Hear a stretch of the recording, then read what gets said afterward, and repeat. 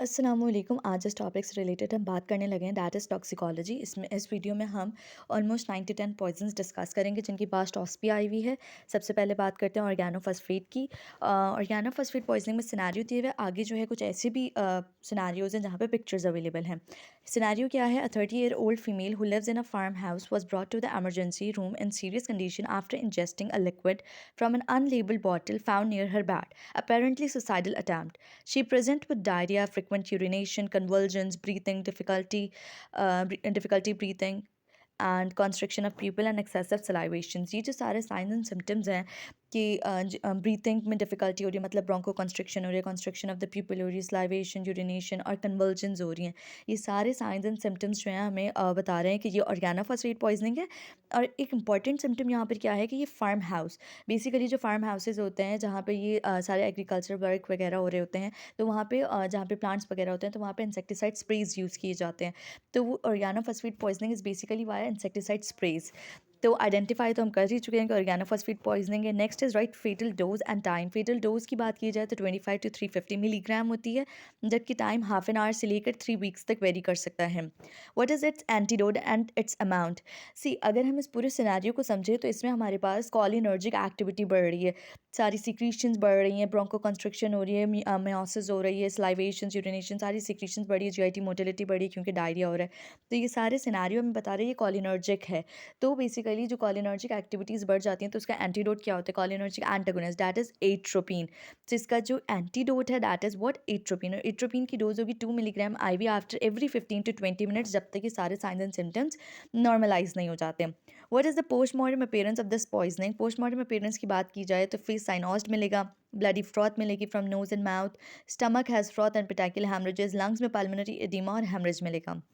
Next is what is sludge syndrome? Sludge syndrome की बात की जाए तो ये हमारे पास कॉलिनर्जिक क्राइसिस ही है, जिसमें हमारे पास पैरासिम्पैथेटिक एक्टिविटीज़ बहुत इन्हेंस होंगी। इसमें जो साइंस एंड सिम्टम्स होंगे वो हम स्लज से याद करते हैं। S for basically salivation, L for lacrimation, U for urination, D for defecation, G for gastrointestinal distress and E for emesis. ये सारे हमारे पास साइंस एंड सिम्टम्स हैं जो कि हमें किस में मिल रहे होते हैं? ऑर्गेनोफॉस्फेट पॉइजनिंग में, and this is sludge syndrome. What happens to the eyes in the poisoning? See, जो हमारे पास ऑर्गेनोफॉस्फेट पॉइजनिंग होती है ना, उसमें एक स्पेशल किस्म के क्रोमोजेनिक टीयर्स होते हैं। जो टीयर्स होते हैं ना वो रेड इन कलर होते हैं। ये बीसीक्यूज में भी पूछे जाते हैं।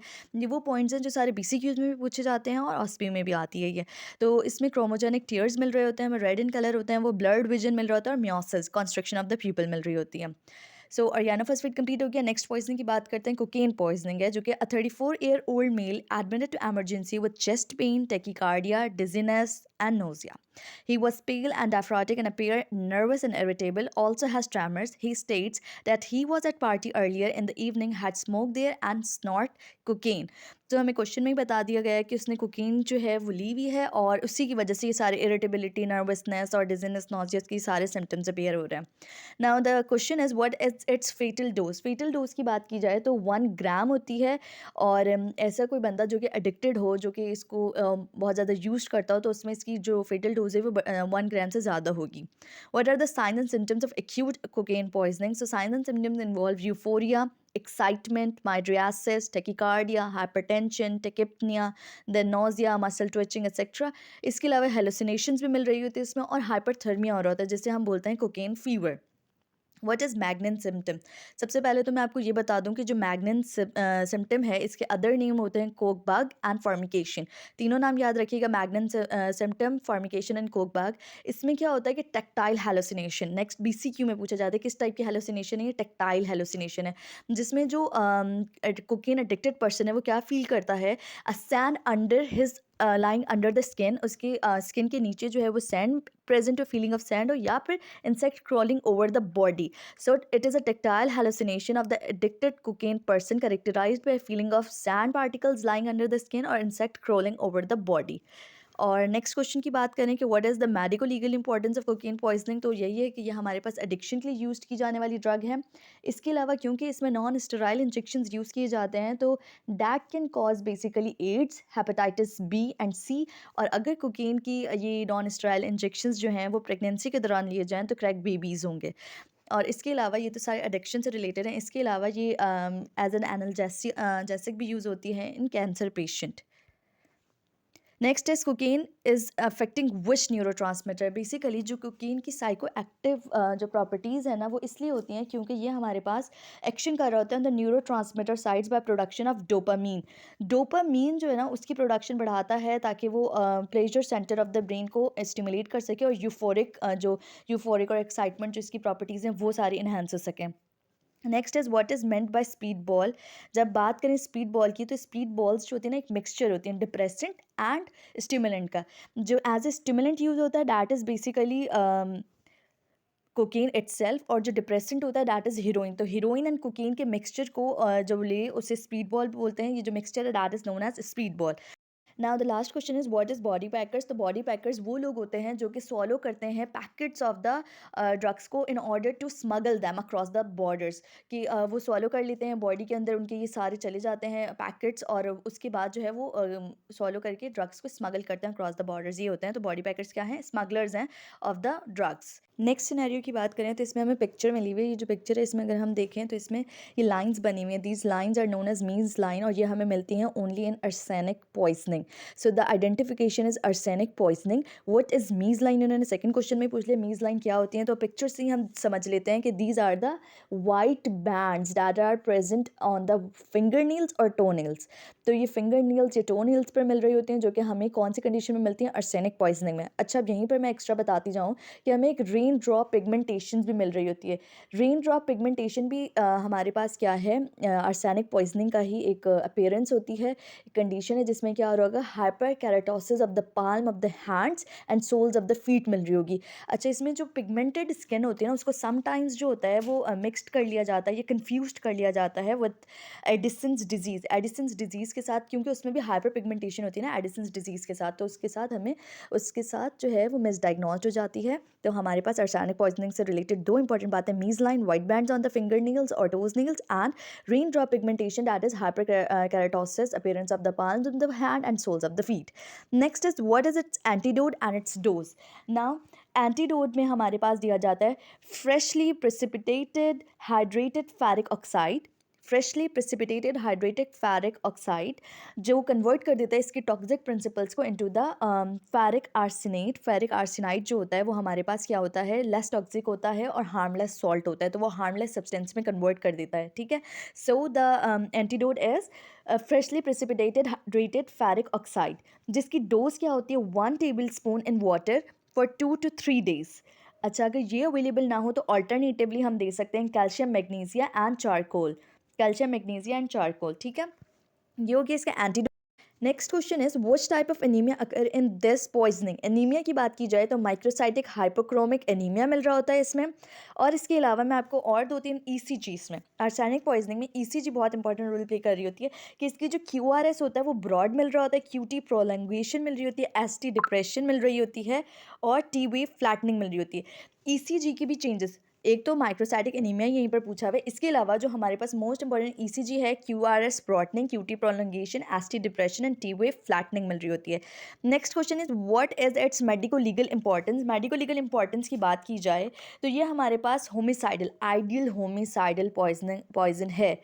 तो इसमें क्यों आइडियल होमिसाइडल पॉइजनिंग? उसके फीचर्स हैं सारे कि ये टेस्टलेस होता है, ऑर्डरलेस होता है, चीप होता है, इजीली अवेलेबल है, खाने में मिक्स करके आराम से खिला सकते हैं, और इसकी लीदल डोज भी बहुत कम होती है 120 मिलीग्राम लास्ट है। और इसके अलावा ये एक्सीडेंटल भी हो सकता है इन चिल्ड्रंस, कैटल पॉइजनिंग में भी होता है, और सुसाइडल बहुत लेसली, बट मोस्टली क्या है? होमिसाइडल है।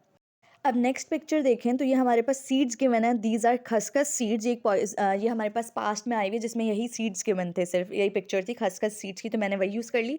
सो next is question identify the seeds. तो ये खसखस सीड्स हैं, इस पिक्चर को प्लीज़ ध्यान से देख लें और याद रखिएगा। और next is what is its fatal dose and fatal period। Fatal dose की बात की जाए तो नॉन एडिक्ट पर्सन में 200 मिलीग्राम मॉर्फिन और 2 ग्राम ओपियम जो होती है वो फेटल होती है, और जबकि चिल्ड्रंस में बात की जाए तो 1 to 3 ड्रॉप्स ऑफ टिंक्चर दिया जाता है। फेटल पीरियड जो होता है इसका 9 to 12 आवर्स होता है। Next is what is its antidote. Antidote की बात की जाए तो सबसे पहली जो प्रियोरिटी है दैट इज नेलेक्सोन। नेलेक्सोन जो है ये ड्रग ऑफ चॉइस है, प्योर एंटागोनिस्ट है। इसके अलावा नेल्ट्रेक्सोन या नेलमीफीन भी दे सकते हैं। नेक्स्ट क्वेश्चन है what are its diagnostic features. So that is breath smells of raw flesh, immobile pinpoint pupils, kinesistox respiration, slow pulse cyanosis, froth and moist perspiring skin। इसका क्या है कि हमारे पास जो ओपियम होता है वो बॉडी की सारी सिक्रीशंस को कम कर देता है एक्सेप्ट फॉर द स्वेट। ना स्लाइवेशन मिलती है, ना लेक्रिमेशन मिल रही होती है, कुछ और सिक्रीशन नहीं मिल रही होती, मगर स्वेटिंग बहुत हो रही होती है, तो इसीलिए हमारे पास मॉइस्ट परस्पायरिंग स्किन मिल रही होती है और हाइपोथर्मिया मिल रहा होता है।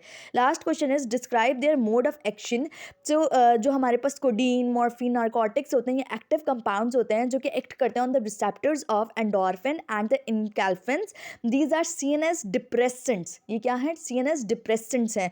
और सीएनएस डिप्रेसेंट करके ये क्या करवा रहे होते हैं? एनाल्जेसिक इफेक्ट प्रोड्यूस करवाते हैं, sedation, nausea, vomiting, antitussive agents हैं, डिस्फोरिया कॉज करवा रहे होते हैं, मियोसिस कॉज करवा रहे होते हैं। इसके अलावा ये ब्रेडिकार्डिया भी करवाते हैं, और रेस्पिरेटरी जो डिप्रेशन होती है वो इनकी कॉज ऑफ डेथ होती है।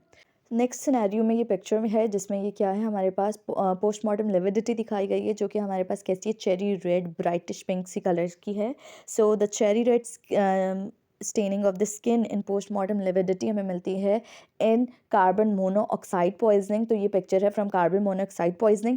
What are the sources of carbon monoxide gas? तो इसमें आ जाता है हमारे पास diesel engine burning, most specifically burning, और इसके अलावा disused wells, water gas, coal gas और गैसेज रिजल्टिंग फ्रॉम एक्सपल्जेंट्स, इन सब से भी हमें मिल रही होती है carbon monoxide gas. What is the major mechanism of death in carbon monoxide poisoning? Basically क्या होता है कि कार्बन मोनोऑक्साइड केमिकल एस्फिक्सिएंट है। एस्फिक्सिएंट क्यों कह रहे हैं हम इसे? क्योंकि ये कार्बोक्सी हीमोग्लोबिन बना लेता है, which reduces the oxygen carrying capacity of the blood leading to hypoxia. तो हमारे पास क्या होगा? स्कीमिया हो जाएगा, हाइपोक्सिया हो जाएगा, हमारे पास ऑक्सीजनेटेड ब्लड ही नहीं जाएगा, बल्कि वो किस में कन्वर्ट हो चुका है? कार्बोक्सी हीमोग्लोबिन में हो चुका है। How many times carbon monoxide has more affinity than oxygen for hemoglobin? So this is 300 times more affinity for hemoglobin than oxygen. At how much percentage of carbon monoxide death will occur, and what will be the cause of death? At more than 70%. More than 70% पर क्या होता है? हमारे पास immediate death हो जाती है due to the respiratory failure. जबकि जो हमारे पास 50 to 70% होती है ना, उसमें बहुत ही ज़्यादा सिवियर साइन एंड सिम्टम्स आ रहे होते हैं, जैसे कि इंटरमिटेंट एक्सफेक्सियल कन्वल्जन्स हो रही होती हैं, और Chinese talks type of breathing हो रही होती है, रेस्पिरेटरी पैरालिसिस, हाइपरटेंशन और पैची ब्लिस्टर्स की फॉर्मेशन हो रही होती है। सो ये जो 50 to 70 होता है क्रिटिकल स्टेज में चला जाता है, और मोर देन 70 पर डेथ ही हो जाती है। नेक्स्ट सिनेरियो की बात करते हैं, डैट इज डिजिटालिस पॉइजनिंग। इसमें सबसे पहले क्वेश्चन पूछा है what is the toxic effect of digitalis. तो इसमें इसका ब्रेडिकार्डिया, हार्ट पर ये सबसे ज़्यादा इफेक्ट प्रोड्यूस कर रहा होता है, कि ये ब्रेडिकार्डिया कॉज करवा रहा होता है, 20 तक ब्लड प्रेशर हो जाता है, हार्ट ब्लॉक, एक्स्ट्रा सिस्टोल और फिब्रिलेशन मिल रही होती है हमें। अच्छा, इसकी फीटल डोज भी बता देती हूँ। इसकी जो फेटल डोज होती है वो होती है 15 to 30 milligram of digitalin and 4 milligram of digitoxin. जबकि फीटल पीरियड इसका होता है हाफ एन आवर से लेकर 24 आवर्स तक। Which solution is used in gastric lavage? इसमें जो सॉल्यूशन यूज़ किया जाता है for stomach wash is tannic acid. What is its antidote for digitalis poisoning? ये BCQs में भी पूछते हैं कि डिजिटालिस पॉइजनिंग जो है उसमें कौन सा एंटीडोट दिया जाता है, तो दैट इज नेवोकेन या फिर प्रोपेरानोलॉल। What are the features of digitalis seed which help in its identification or autopsy? Basically जब इसकी पोस्टमार्टम फाइंडिंग की बात करें तो कोई स्पेसिफिक फाइंडिंग्स नहीं मिलती, लेकिन जब इसके गैस्ट्रिक म्यूकोजा को देखा जाता है तो वो इरिटेटेड होता है, और इसमें लीव्स या सीड्स मिलते हैं इन द स्टमक, जो कि कैसे होते हैं? Reddish brown, small angular shaped with peculiar marking seeds. ये एक स्पेशल तरह के सीड्स होते हैं जो कि मिल रहे होते हैं in the stomach. Next is what will be the treatment given for bradycardia? Bradycardia क्योंकि इसका मोस्ट ज़्यादा टॉक्सिक इफेक्ट है, तो इसलिए हम उसमें जो दे रहे होते हैं दैट इज 0.6 मिलीग्राम एट्रोपिन हाइपोडर्मिकली, और क्योंकि इसमें एक एक्स्ट्रा सिस्टोल भी हो रहा होता है तो उसके लिए हम देते हैं पोटेशियम सॉल्ट्स। तो ये इसकी ओवरऑल हमारे पास मैनेजमेंट आ गई, और सारे क्वेश्चंस कंप्लीट कर लिया। अब नेक्स्ट ये जो पिक्चर है ये हमारे पास nux vomica seeds. So identification में क्या आएगा? These are strychnine nux vomica seeds. Next is what is its mode of action? Basically जो हमारे पास स्टेरिकाइनन ड्रग होती है होता है या पॉइजन होता है, ये क्या करता है? ये स्टिमुलेट कर रहा होता है all parts of CNS and particularly anterior horn cells of the spinal cord. इसका काम क्या होता है? ये हमारे पास इनहिबिशन ऑफ इनहिबिटरी न्यूरोट्रांसमीटर्स, जिसमें है ग्लाइसिन मोस्ट स्पेसिफिकली, जो हमारे पास इनहिबिटरी इनहिबिटरी न्यूरोट्रांसमीटर ग्लाइसिन है, ये उसको जाके इनहिबिट कर देगा। इसकी वजह से क्या होगा, रिफ्लेक्स एक्साइटेबिलिटी होगा, जो हमारे पास नॉर्मल इनहिबिशन मैकेनिज्म था ना सीएनएस की तरफ से, वो ख़त्म हो जाएगा और उसकी वजह से हमारे पास मोटर एक्टिविटी को क्योंकि स्टिमुलेट कर रहा है ये, तो हमारे पास कन्वर्जेंस, कॉन्ट्रैक्शन और मसल्स एक्टिविटी जो है वो ज़्यादा मिलेगी, कॉन्ट्रैक्शन ऑफ मसल्स मिलेंगे। So the answer is it is going to inhibit the inhibitory neurotransmitter glycine, leading to loss of normal inhibitory spread of motor cells stimulation. ठीक है, next is what is the treatment of strychnine poisoning. So the answer is, सबसे पहले तो ये कि ताकि कोई stimulus ही ना आए जिसकी वजह से कोई मूवमेंट प्रोड्यूस हो बॉडी में, तो कोई डार्क रूम में रखा जाएगा with minimal external stimulation, oxygen therapy दी जाएगी। कन्वर्जेंस को कंट्रोल करने के लिए डायजेपम देते हैं 10 मिलीग्राम आईवी, और फिनोबार्बिटॉल भी दे सकते हैं 600 मिलीग्राम आईवी, इन दोनों में से कोई एक देंगे। नेक्स्ट स्टमक वॉश करेंगे with tannic acid, and then we have yes, एक इंपॉर्टेंट फीचर कि क्योंकि इसमें कन्वर्जेंस हो रहे होंगे, तो जब तक कन्वर्जेंस नहीं रुकेंगे स्टमक वॉश नहीं किया जाएगा। स्टमक वॉश सिर्फ उसी के सिनारियो में जब कन्वर्जेंस ना हो रहे हों। सो दिस इज़, और लास्ट है कि एसिडिफिकेशन ऑफ यूरिन जो होता है वो भी बहुत ज़्यादा इंपॉर्टेंट रोल प्ले कर सकता है कि स्टेरिकाइनन जो होता है वो रिलीज्ड आउट हो जाए, एक्सक्रीट आउट हो जाए। Next is what is its fatal dose and period. तो इसमें यह है कि 15 to 30 milligram of strychnine is its fatal dose, जिसको कहते हैं कि 1 सीड के बराबर होती है इसकी, और जिसका फीटल पीरियड होता है that is basically 1 to 2 hours. At last what is opisthotonos, क्योंकि इसमें हमें मसल्स कॉन्ट्रैक्शंस मिल रही होती हैं, तो स्पेशल बॉडी शेप्स बन रही होती हैं, स्पेशल बॉडी मूवमेंट्स हो रही होती हैं, जिसमें एक होती है ओपिस्टोटॉन्स, जिसमें muscles become stiff and rigid so that the body is thrown into an arch, only the head and heels touching the ground। एक ऐसी आर्च बन जाती है जिसमें सिर्फ हेड और जो हील्स हैं वो ग्राउंड को टच कर रही होती हैं। क्योंकि ये एक पास्ट में आई हुई थी कि सीड्स प्रेजेंट थे, नक्स वामिका सीड्स मैंने वो बना दी, और इसके अलावा एक ऑस्पीज ऐसी भी हैं जहाँ पे स्टेरिकाइनन की वही शेप आई हुई आर्च्ड। मैं वीडियो के एंड में वो पिक्चर्स डाल दूंगी जिससे आपको शायद हेल्प हो जाए कि स्टेरिकाइनन पॉइजनिंग में जो ओपिस्टोटॉन्स होती है ना, जिसमें सिर्फ हेड और हील टच कर रही होती है ग्राउंड को, ये भी पास्ट ऑस्पी में आई हुई है picture. Okay, next is Datura alba poisoning. A 4-year-old boy was found on floor unconscious by his friend when he ate some candy which was offered by strangers। ये जो सिनेरियो है ये इसीलिए बताया गया है कि जो Datura alba poisoning होती है ना, इसकी मेडिको लीगल इंपॉर्टेंस जब बताऊंगी तो आपको ज़्यादा अच्छे से क्लियर हो जाएगा कि ये सिनेरियो से हमें कैसे पता चलेगा कि ये Datura alba है। सबसे पहले तो आइडेंटिफिकेशन कि ये Datura alba poisoning है। Next question is what is its fatal dose? So in adults 60 milligram and in children it's 4 milligram. What will you find on examination? अच्छा, on examination धतूरा की D से याद रखिएगा 8 Ds मिलेंगी हमें। क्या क्या मिलेगा? ड्राई माउथ मिलेगी, ड्राई हॉट स्किन मिलेगी, drowsiness, dysphagia, drunken gait, dilated vessels, dilated pupil and delirium. ये सारे Ds मिल रहे होते हैं कि जिसमें हमें क्या क्या मिलेगा? Dry mouth, dry skin, drowsiness, dysphagia, drunken gait, dilated vessels, जिसकी वजह से स्किन क्या हो रही होगी? फ्लश्ड हो रही होगी, dilated pupil and delirium. Next question is कि what is its treatment. Treatment की बात की जाए तो हम इसके स्टमक वॉश करेंगे सबसे पहले विटानिक एसिड एंड प्यूरिगेटिव्स। पाइसोस्टिग्माइन यूज़ किया जा सकता है 1 to 4 milligram eight intervals of 1 to 2 hours. ये इसका एंटीडोट है, धतूरा पॉइजनिंग का एंटीडोट है पाइसोस्टिग्माइन। या फिर हम दे सकते हैं neostigmine that is 2.5 milligram IV after every 3 hours. Next question is what is its medico legal importance. अब मेडिको लीगल इंपॉर्टेंस में जो इंपॉर्टेंट है वो क्या? किडनैपिंग। किडनैपिंग के लिए ये दिया जा सकता है, और इसीलिए हमने क्या ऊपर सिनेरियो में पढ़ा कि candy was offered to a child by a stranger ने उसको दी थी फॉर किडनैपिंग। सो इसीलिए मेडिको लीगल इंपॉर्टेंस क्या है इसकी? किडनैपिंग, रेप, कोई एक्सीडेंटल भी हो सकती है, रॉबरी, अबॉर्टिफिकेशन, होमिसाइड एंड सुसाइड। अब नेक्स्ट सिनेरियो की बात करते हैं।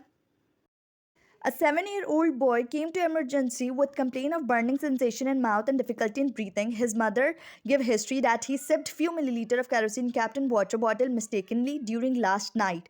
So सबसे पहले खुद ही सिनेरियो में बता दिया कि कैरोसिन पॉइजनिंग हो गई है, बच्चे ने गलती से कैरोसिन के सिप्स ले लिए हैं। What will you see on examination? और एग्जामिनेशन हमें मिलेगा कि शॉर्टनेस ऑफ ब्रेथ है, क्योंकि कैरोसिन पॉइजनिंग में हमारे पास रेस्पिरेटरी डिप्रेशन हो रही होती है, शॉर्टनेस ऑफ ब्रेथ हो रही होती है।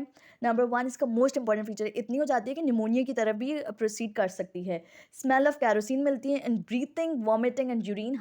हाई ग्रेड फीवर मिल रहा होता है, डायरिया मिल रहा होता है, और इसके अलावा ड्राउजीनेस मिल रही होती है। Next question is what will you find on ABGs. ABGs की बात की जाए तो हाइपोक्सीमिया मिलेगा हमें और हाइपोकार्बिया मिलेगा। हाइपोक्सीमिया हाइपोकार्बिया क्यों मिल रहा है? क्योंकि हमारे पास रेस्पिरेटरी डिप्रेशन हो रही है। Next is how will you manage the patient. So इसमें सबसे पहली बात तो ये याद रखिएगा, गैस्ट्रिक लवाज नहीं करते। जितने भी कोरोसिव एजेंट्स की पॉइजनिंग होती है उनमें गैस्ट्रिक लवाज नहीं होता, बिकॉज जो कोरोसिव एजेंट्स होते हैं उनके इंजेक्शन से क्या होता है कि जो हमारे पास म्यूकोजा होता है ना वो अल्सरेट हो जाता है, परफोरेट हो जाता है, तो उसमें हम गैस्ट्रिक लवाज नहीं कर सकते। इसमें हम देंगे आईवी फ्लूइड्स देंगे, ऑक्सीजन देंगे, ऑक्सीजन इंट्यूबेट करेंगे, क्योंकि क्या हो रही है, शॉर्टनेस ऑफ ब्रेथ हो रही है। इसके अलावा जो डायरिया हो रहा है, हाई ग्रेड फीवर हो रहा है, तो वो जो सपोर्टिव केयर कर रहे होंगे, एंटीबायोटिक्स दे रहे होंगे। उसके बाद next is what are the complication that is taken in large dose. Complication में आ जाता है एस्पायरेशन निमोनिया, सबसे पहले pneumonia. Then we have seizures, memory loss, myocarditis, cardiomyopathies, chronic granulomatous inflammation और पेटाइकल हैमरेजेस इन स्टमक। ये सारी इसकी कॉम्प्लिकेशंस हो सकती हैं। अब यहाँ तक हमने जो टॉक्सिकोलॉजी से रिलेटेड जो सब मोस्ट इंपॉर्टेंट पॉइजन्स मुझे लगे या जिन लोगों ने मुझे शेयर किया वो मैंने बना दी है video. Hope so it will help you all. Do share and like brain booster medicos.